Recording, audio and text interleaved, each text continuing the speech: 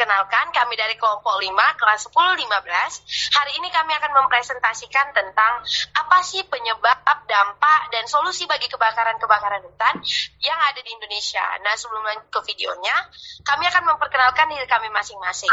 Perkenalkan, nama saya Febi Ruslan Padolang dan Ratu Mona Lisa. Nama saya Maya Puspitasari. Nama saya Ani Febriani. Saya Stephen Emanuel Tampu Bolon. Nama saya Aika Setiawan Ramadan. Nah, langsung aja kita tonton videonya. Setiap kali musim kemarau datang, kita pasti sering dengar soal kebakaran hutan. Hutan di Indonesia emang sering banget terbakar. Dan kalau udah gitu, negara-negara tetangga pasti protes karena asapnya bikin nafas jadi sesak. Tapi sebenarnya kenapa sih hutan Indonesia sering banget terbakar? Dan gimana cara ngatasinnya? Pendeknya, kebakaran hutan itu bisa terjadi secara alami karena panas matahari atau tidak alami karena aktivitas manusia yang sengaja buka lahan dengan bakar hutan. Sebagai negara tropis, musim kemarau di Indonesia itu panasnya pastinya bukan main. Nah, suhu yang tinggi dan udara yang kering bikin gesekan ranting munculin percikan api yang kemudian bisa melahap seisi hutan. Tapi, nggak cuma itu. Faktanya manusia pun juga jadi penyebabnya. Karena kalau mau cepatnya aja, mereka suka bakar lahan untuk dijadikan perkebunan.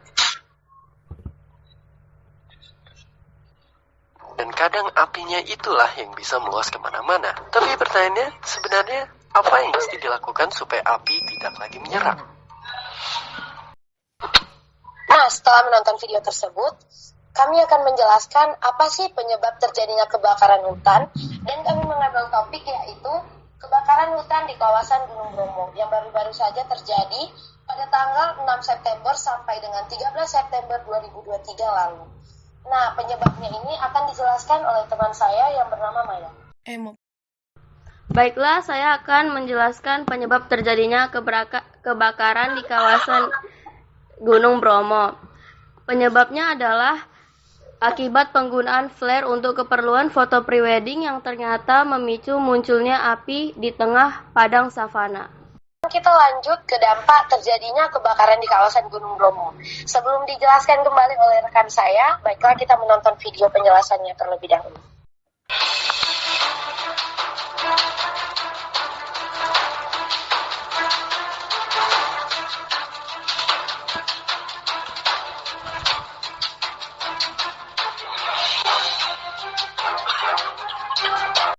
Nah, setelah menonton video tersebut, kita telah mengetahui dampak terjadinya kebakaran secara meluas. Sekarang kami akan menjelaskan secara lebih terperinci lagi melalui sudut pandang kelompok kami yang akan dijelaskan oleh rekan saya yang bernama Stephen.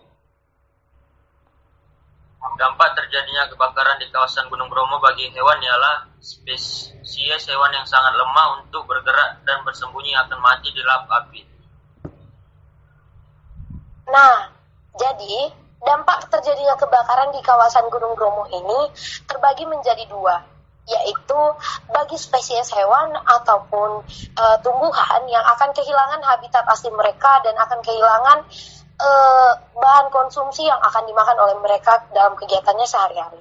Setelah itu kita akan mengetahui apa dampak kebakaran Gunung Bromo terhadap pariwisata atau langsung terhadap ekonomi Indonesia yang akan dijelaskan oleh rekan saya yang bernama Feni. Kebakaran di Gunung Bromo langsung terhadap sektor pariwisata yang merupakan salah satu sumber pendapatan di daerah tersebut.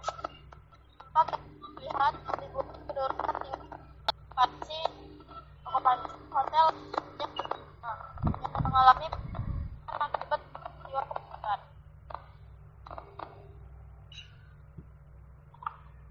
Nah, setelah itu kita lanjut ke pembahasan ketiga, yaitu solusi atas kebakaran di kawasan Gunung Bromo. Apa saja sih? Kita tonton videonya terlebih dahulu dan akan dijelaskan kembali oleh rekan saya.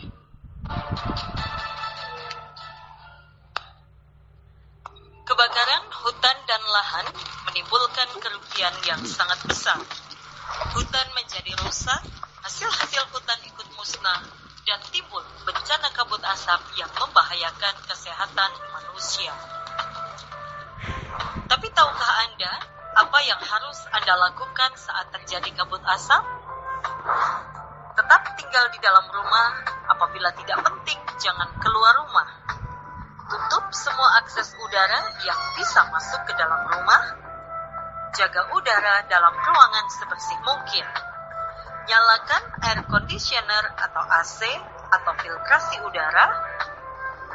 Jika tidak memiliki AC, jangan terlalu pengap untuk tinggal di dalam rumah.